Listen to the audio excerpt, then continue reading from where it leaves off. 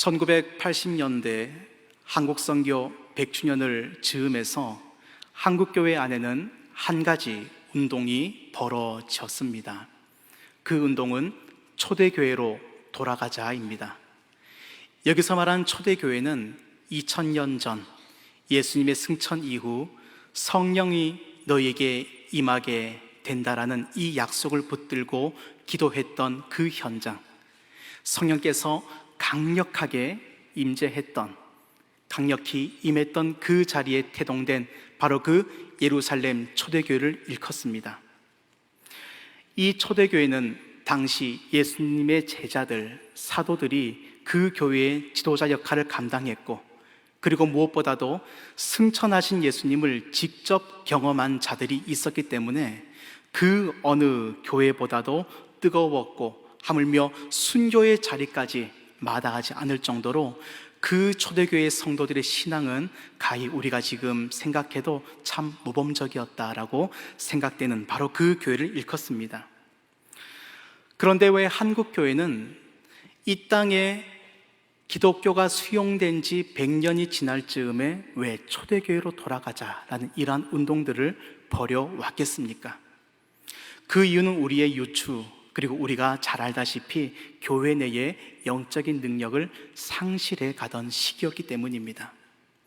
사실 1984년을 즈음해서요, 기독교 신자의 숫자는 줄지 않았습니다. 오히려 폭발적으로 성장해 가고 있던 그 시기가 바로 한국 선교 100주년을 맞이하던 해입니다. 그럼에도 불구하고 교회 안에서는, 특별히 지도자들을 중심으로 해서는 우리가 초대교회로 지금 돌아가지 않으면 한국교회는 곧 쇠락하고 쇠퇴하게 될 것이다라는 위기의식을 느꼈던 것입니다. 그런데 이 일이 비단 1984년 즈음에서 있었던 것이 아닙니다. 이보다도 50년 전, 즉 1930년대에도 이전만 못하다 한국교회가 위기다라는 이야기를 지도자들 중심으로 종종 해왔습니다. 당시에 오늘날 이제 기독교 서적들이 많이 있는데, 당시 신학진함이라는 기독교 서적이 있습니다. 여기에 송창근 목사님은 다음과 같이 기고를 합니다. 근래에 조선교회를 염려하는 어른들이 많습니다 라는 말로 시작하면서 오늘날 조선교회는 중병이 들렸습니다. 옛날 모든 것이 불완전하고 모든 시설이 불충분할 때에도 교회는 뜨거웠는데 지금은 모두 식어져 버렸습니다. 교회 내의 프로그램은 이것저것 많이 하는데 웬일입니까? 대체 교인들의 전도의 열기는 식어졌고, 교역자들은 요즘 새로 생겨난 신식 운동에 생각이 팔리기 생각하면서 실제 막 들이대던 전도는 더 이상 하고 있지 않습니다. 이게 1933년도의 기사입니다. 이렇게 교회는 그때 당시만 해도 50년밖에 안 된, 그 어느 때보다도 뜨거웠을 그 한국의 초대교회 모습이 이렇게 스스로 자정의 능력, 걱정해 나가는 모습을 볼 때에 새삼 한국교회를 걱정하는 일들은 어제나 오늘이나 한결같다라는 이러한 모습을 우리는 발견할 수 있습니다. 오늘 본문은 초대교회 이야기, 즉 예루살렘 초대교회의 모습을 우리에게 보여주고 있습니다. 이 교회는 어떻게 태동이 된 교회입니까? 예수님께서 부활하시고 이 땅에 약 40일간 계시다가 제자들이 보는 앞에서 이제 하나님 보좌 우편으로 승천을 하십니다. 이때 예수님께서는 한 가지 약속을 하십니다. 우리에게 곧 성령 하나님을 보내겠다는 그 약속을 하십니다. 이 약속을 붙잡고 120명의 제자들은 예루살렘에 있는 마가의 다락방에 모여 그날로부터 이 성령을 기다리며 뜨겁게 기도합니다. 이 기도를 시작한 지 열흘 후에 오순절에 바로 그 약속했던 성령이 강력하게 임합니다. 그 사건을 우리는 오늘 본문 2장 첫 부분에서 살펴볼 수가 있습니다. 그런데 특이한 점이 한 가지가 있는데, 이때부터 성령을 우리 모두가 보편적으로 공유하고 소유하기 시작했다는 것입니다. 성령 하나님이 이제는 어떠한 각 개인에게 각 각각 임한 것이 아니라 그 자리에 모여있던 120명의 제자들에게 강력하게 한 번으로 공동적으로 임했다라는 그 사실이 바로 구원사적인 새로운 역사의 의미를 우리에게 던져줍니다. 그래서 그때부터 이 성령을 공동으로 소유하게 된 그들이 함께 모여 하나님을 예배하고 찬양했던, 그리고 전도하고 구제에 힘썼던 그 교회를 가리켜 우리는 초대교회라고 합니다. 제가 서두에서 말씀드렸듯이 오늘날 한국교회는 바로 이 초대교회의 모습을 회복하자, 초대교회로 돌아가자라는 운동을 왜 하고 있는지, 과연 초대교회에 어떠한 사역들이 있었기에 약 2000년의 시간이 흐르고 있는 지금 우리는 초대교회 사역들을 회복하고자 하는 것이겠습니까? 그렇다면 우리는 초대교회에 어떠한 사역을 회복해야 될까요? 첫째로 가르치고 배우는 사역입니다. 가르치고 배우는 사역입니다. 예루살렘 초대교회가 태동하게 된 결정적인 사건은 오순절 성령 강림의 사건입니다. 이 성령 강림 사건은 예수 그리스도의 복음이 특정한 한 지역, 한 민족에게 머무는 것이 아니라 이제 이것을 넘어서 온 열방에게, 온 민족에게 너희는 모든 족속에게 가라는 마태복음 28장의 지상 대위 명령의 바로 그 성취를 위한 시작점이었던 것입니다. 이러한 성취의 흐름 속에서 예루살렘 초대교회 사도들은 한 명 한 명 성도들에게 이 하나님의 비전을 심어 주었습니다.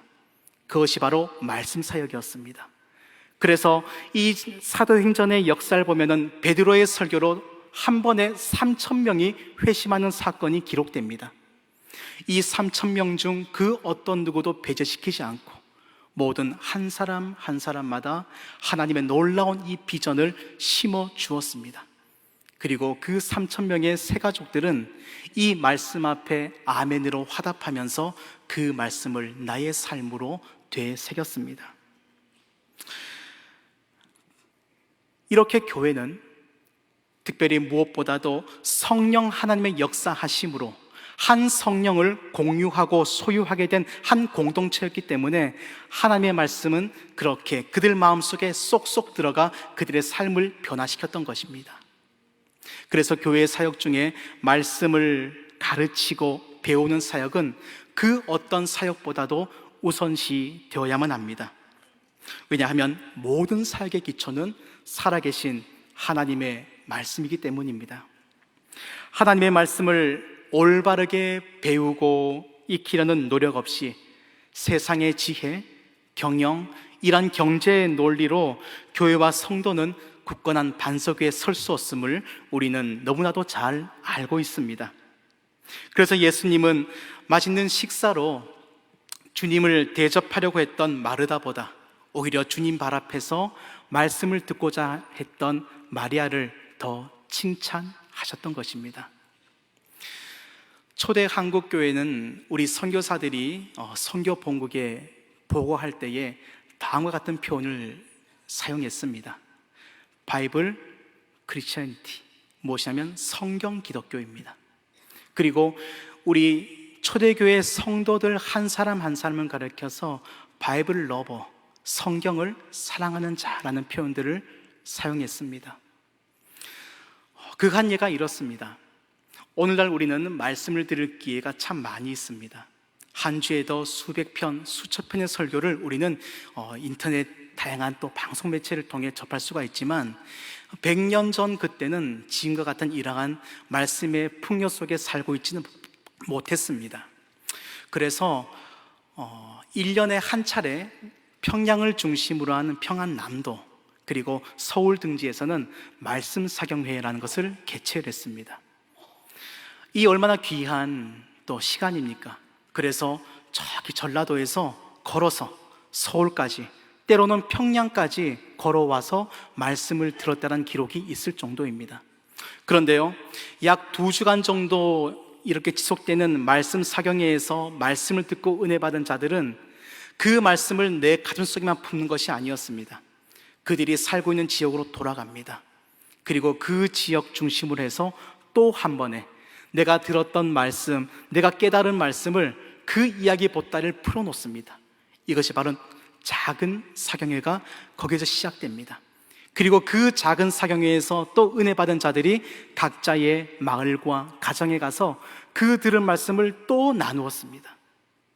이렇게 해서 비록 말씀 사경회는 도에서 한 번 열리고 몇 번 없었지만 1년 동안 작은 사경회가 무려 1만 회 시행이 되었다라는 이러한 기록을 볼 때에 우리 선조들은, 믿음의 선배들은 그 누구보다도 말씀을 배우고 또 가르치는 그 일에 어느 민족보다도 열심을 내었던 아름다운 전통이 우리 한국교회 곳곳에 흐르고 있습니다.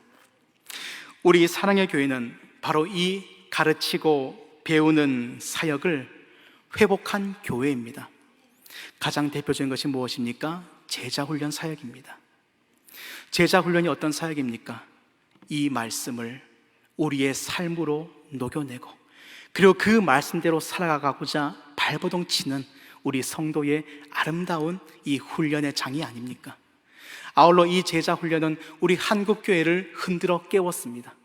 그리고 지금 이 순간 이 제자훈련 사역은 중국교회를 넘어 복음의 서진 유럽의 재복음화를 위하여 우리의 눈물과 기도와 헌신으로 땅끝을 향해 나아가고 있는 제자훈련의 국제화를 지금 우리가 제시하고 있습니다. 이 사역을 열심히 하고 있는 우리 사랑의 교회는 초대교회 못지않은 이 역동적인 사역으로 하나님께서 기뻐하시는 교회인 줄로 믿습니다. 그리고 그 사역에 우리 모두 헌신과 기도로 동참하실 줄로 믿습니다. 아울러 우리는 초대교회의 어떠한 사역을 회복해야 되겠습니까? 두 번째로 풍성한 교제의 사역입니다. 풍성한 교제의 사역입니다. 본문 42절을 보면 헬라어 원문은 테 코이노니아라고 쓰고 있는 그 교제라는 이러한 단어가 있습니다. 여기서 그 교제라는 것은 학자들마다 의견들이 분분합니다. 하지만 사도행전 2장 전체를 놓고 살펴보면 이 예루살렘 초대교회가 오순절 성령 강림 사건을 통해 모든 성도가 한 성령을 공유하게 된 바로 그 시점부터 46절과 47절까지 이어지면은 이 성령을 공유했기 때문에 이 사람들은 서로 성만찬과 그리고 음식을 나누는 일을 함께 할 수 있었다라는 것입니다. 무엇이냐면 성령 하나님이 한 곳에 그리고 우리 가운데 함께 계셨기 때문에 이들이 한 식구로서 한 가족으로서 주님의 성만찬에 함께 참여했고 그리고 그 이후 성도의 아름다운 교제인 식탁의 교제, 애찬에 참여할 수 있었다는 것입니다. 그래서 이것을 바로 그 교제라고 표현한 것입니다. 당시에는 약 3,000명이 넘는 이 예루살렘 초대교회 성도들이 한데 모일 장소는 없었을 것입니다. 그러면 자연스럽게 어떻게 했겠습니까? 각자 소그룹으로 흩어져서 함께 이 성만찬과 그리고 이 애찬을 함께 나눴을 것입니다. 물론 사도들의 지도와 감독은 있었습니다. 이때부터 이러한 소그룹들, 무엇보다도 성령 하나님을 함께 소유하고 공유했기 때문에 그 누구도 의심하지 않고 부정하지 않고 이 일에 참여할 수 있었고, 급기야 그들은 이러한 애찬과 동시에 각자의 소유, 재산을 사도들의 발 앞에 아무런 조건 없이 내어놓을 수 있는 그러한 마음의 통기까지 열렸던 것입니다. 이처럼 풍성한 교제의 열매가 바로 나의 소유를 내 것으로 주장하지 않고 우리 모두 하나님의 것으로 아름답게 드릴 수 있는, 헌신할 수 있는 이러한 귀한 헌신으로까지 발전한 것이 바로 이 풍성한 교제의 열매인 것입니다. 구약시대에는 특정한 사역을 위해서 특정한 개인들에게 성령님이 임하셨습니다. 하지만 오순절 성령 사건은 그러한 특정한 개인과 사건이 아니라 모든 성도가 성령을 보편적으로 공유하게 된, 그래서 그 후에 내가 내 영을 만민에게 부어주리라라고 한 요엘 선지자의 이 예언의 성취가 바로 오순절 성령 강림의 사건인 것입니다. 그래서 예수님의 구원 성취 이후 이 오순절 성령 강림과 우리 모두의 보편적인 이 성령의 소유, 바로 이 공유는 새로운 구원의 시대를 여는 그 서막이라 할 수가 있습니다. 사랑하는 우리 사랑의 교회 성도님들, 뜨거운 성령의 교제를 회복하는 것, 이것은 교회라면 마땅히 회복해야 될 중요한 과제입니다. 우리 교회는 지금 이러한 뜨거운 이 풍성한 나눔이 있는 이 교제가 무엇으로 유지되고 있습니까? 바로 매주 정한 시간 각 장소에 있는 다락방 모임입니다. 그러기에 우린 더욱더 다락방 모임을 사모해야 하고, 이 안에서 우리가 들은 말씀들, 그리고 그것을 나의 삶으로 녹여내어 예수님의 온전한 제자로 살아가고자 결단하고 다짐하는 이 일은 우리의 취사 선택의 문제가 아니라는 것입니다. 우리라면, 무엇보다 제자라면 반드시 해야 하는, 그리고 성령 하나님을 함께 공유하고 있는 우리라면 반드시 해야만 하는 하나님의 명령인 것입니다. 그러므로 다락방 모임, 이 시간은 단순한 교제 시간을 넘어서 하나님의 풍성한 교제, 성령 하나님의 풍성한 은혜가 있는 귀한 자리인 줄을 믿으시기 바랍니다. 이 안에 우리는 뜨거운 영적인 회복을 경험하게 됩니다. 말씀을 나누면서, 때로는 나의 기도 제목을 내어놓으면서, 그리고 때로는 나의 온갖 치부까지도 드러내면서 우리는 함께 기도하며 위로받고, 또한 권면을 통해서 서로 세워주지 않습니까? 아울러 우리 교회는, 또 우리 성도들은 약 10여 년 전 아름다운 이 새 예배당 건축을 위하여 정말 한국교회의 전례 없는 헌신과 뜨거운 기도로 이 아름다운 이 예배당을 건축하고 헌당까지 했습니다. 그리고 헌당 이후에 이 축복과 나눔을 위한 사명 헌금을 또한 우리가 작정하면서, 이제 우리의 이 손길이 예수님의 손길이 되어 이 사회를 축복하는 손길이 되기 위하여 함께 또한 우리의 헌신을 작정하지 않았습니까? 이 모든 일이 가능했던 것은 우리는 모두가 다 한 성령을 공유하고 소유하고 있기 때문입니다. 우리는 사랑의 교회입니다. 바로 그 명제가, 우리는 그 이전에 한 성령을 함께 공유하고 있기 때문에 성령 하나님께서 우리에게 한마음 한뜻을 허락하여 주신 줄을 믿습니다. 바로 우리 사랑의 교회는 초대교회의 놀라운 능력을 회복시켜서 그것을 더 발전시키고 계승시켜 나가는 그 일에 우리는 쓰임받고 있다는 사실 앞에 자랑스러워 하시기를 원합니다. 그리고 우리는 앞으로도 하나님이 원하시는 비전이 있다면 이것은 성령 하나님이 우리 사랑의 교회에 주신 놀라운 은혜의 선물인 줄로 알고, 한 걸음 더 나아가 하나님의 위대한 꿈과 비전을 실행해 나갈 수 있는 우리 모두가 되기를 또한 간절히 기도에 힘써야 될 줄로 믿습니다. 아울러 우리는 초대교회의 어떠한 사역을 회복해야 되겠습니까? 셋째로, 기도에 헌신하는 사역입니다.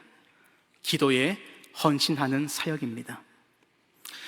예루살렘 초대교회 태동에 결정적인 역할을 한 것이 있다면 바로 헌신적인 기도였습니다. 본문 42절에 오로지 기도에 힘썼다라는 표현을 통해서 헌신적이고 지속적이고 끈질긴 기도를 초대교회는 했음을 우리는 알 수 있고, 또한 이 기도의 모든 능력은 3,000명이 회개한 바로 그들을 통해서 계속적으로 계승되어져 나갔음을 우리는 알 수가 있습니다. 그래서 이 회심한 3,000명의 새 가족들은 하나님의 말씀을 배웠을 뿐만 아니라 이 기도 생활 역시도 동일하게 배워서 초대교회의 아름다운 역사를 이루어 나갔습니다. 그리고 사도행전 후반부를 우리가 읽어갈수록 예루살렘 초대교회와 성도들은 헌신적인 기도를 지속적으로 해나감을 살펴볼 수가 있습니다.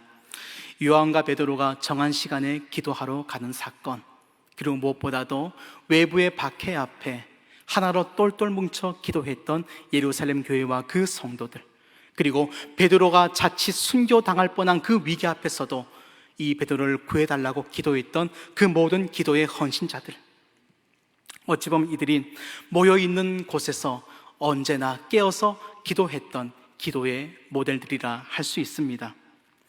그런데 이러한 기도의 습관을 초대교회 성도들은 누구에게서 배웠겠습니까? 사도행전과 누가행전을 기록한 사람은 한 사람입니다. 바로 누가라는 제자입니다.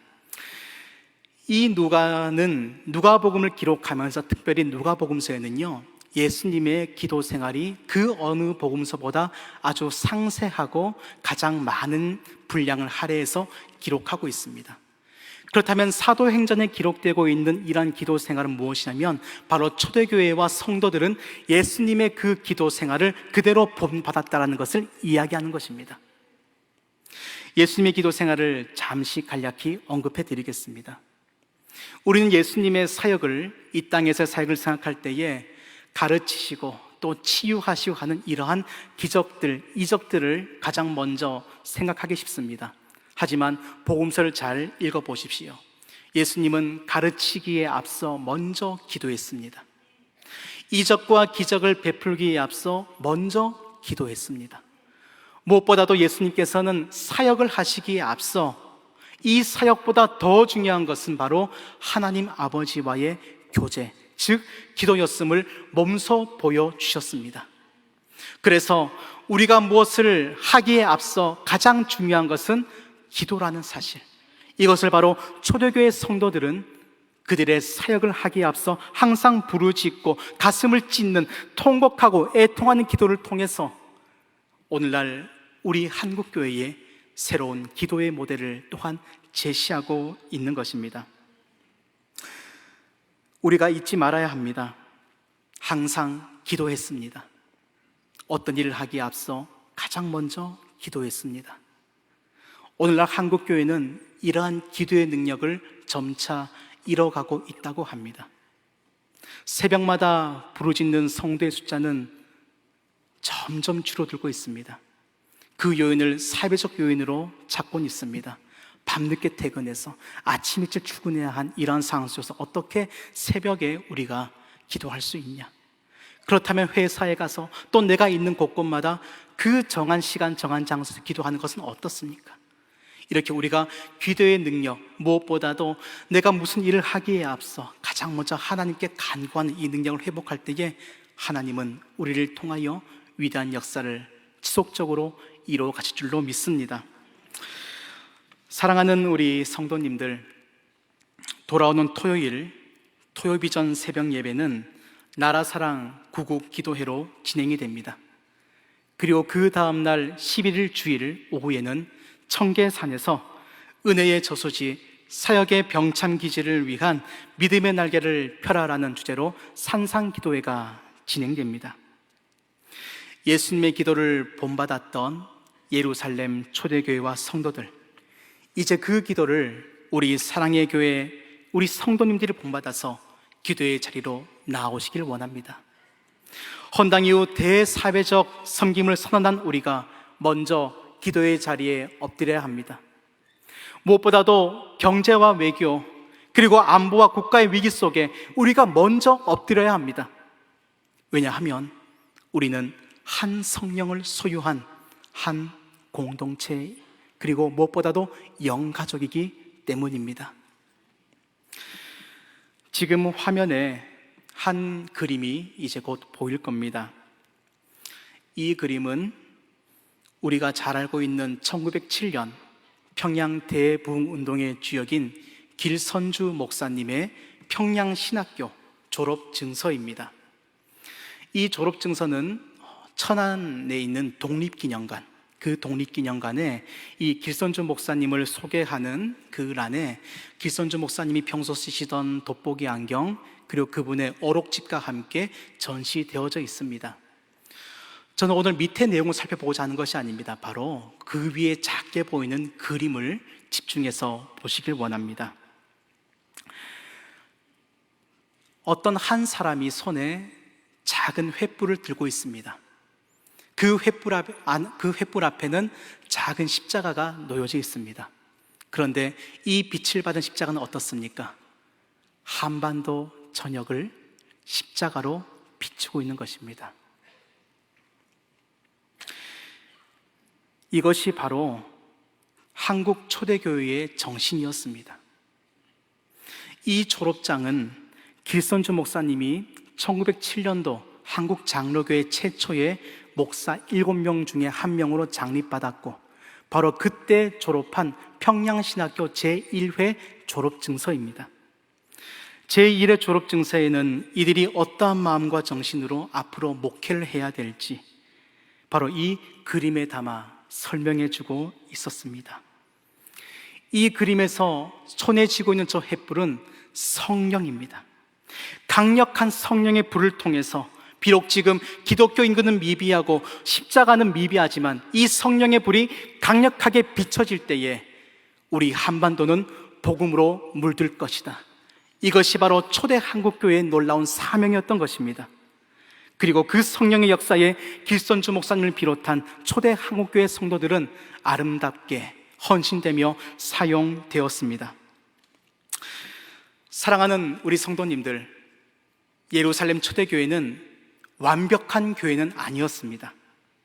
하지만 예수님을 본받고 예수님의 삶을 직접 보고 깨달은 사도들을 통해 날마다 믿음의 반석 위에 세워져 나가던 교회였습니다. 그래서 지상의 그 어떤 교회보다도 뜨거웠고 헌신된 교회였습니다. 그리고 그 중심에는 이들을 주님 안에서 하나로 묶어준 강력한 성령의 역사가 있었습니다. 사랑의 교회는 40년 전 성령의 부르심으로 시작된 교회입니다. 지난 40년간 대한민국의 그 어떤 교회들보다 하나님의 위대한 사역을 감당해 왔습니다. 그리고 어찌 보면은 예루살렘 초대교회의 모습을 가장 아름답게 유지해 오고 있는 교회들 중에 하나라고 해도 과언이 아닙니다. 가르치고 배우는 제자 훈련의 사역, 풍성한 교제의 다락방 모임의 소그룹, 그리고 곳곳마다 기도에 헌신하는 우리 모든 이들이 있기 때문에 무엇 하나 예루살렘 초대교회 견주어도 무엇 하나 빠지지 않는 그러한 아름다운 교회가 우리 사랑의 교회인 줄로 믿습니다. 하지만 하나님은 더 우리를 향해서 욕심을 내신 것 같습니다. 우리를 향한 더 뜨거운 주님의 사역을 감당하라라고 이제 우리를 가르쳐 헌당 이후에 더 놀라운 비전과 사명을 허락해 주셨습니다. 우리는 영가족입니다. 이 영가족은 성령 하나님을 함께 공유하고 있다는 바로 그 의미이기도 합니다. 하나님이 우리에게 주신 비전은 그때나 지금이나 동일합니다. 땅끝을 향한 하나님의 시선입니다. 그 땅끝, 주님의 시선이 머무는 그 땅끝을 향하여 지금 우리는 대내적인 사역도 중요하고 대외적인 사역도 중요하고 하나님 주신 놀라운 은혜의 사역에 이 놀라운 이 사역의 지경을 넓혀 가야만 하는 것입니다. 우리 모두는 서로 다른 배경과 서로 다른 환경에서 성장하고 또한 자라왔지만 지금 우리는 사랑의 교회라는 한 가족, 영가족으로 모여 있습니다. 이 사명은 그 어떤 누구 개개인에게 주신 하나님의 사명이 아니라 우리 모두에게 주시는 하나님의 동일한 사명인 줄로 믿습니다. 우리는 한 성령을 공유하는 자로서 하나님이 우리에게 말씀하시는 위대한 꿈과 비전을 하나님이 원하시는 그 방법과 방향대로 이끌어 나갈 때 우리를 통해 하나님의 위대한 역사는 이루어져 나갈 것입니다. 함께 기도하겠습니다. 하나님 아버지, 주님께서 우리를 제자 삼으시고 또한 자녀 삼으셔서 성령 하나님을 우리로 하여금 공유케 하시니 감사합니다.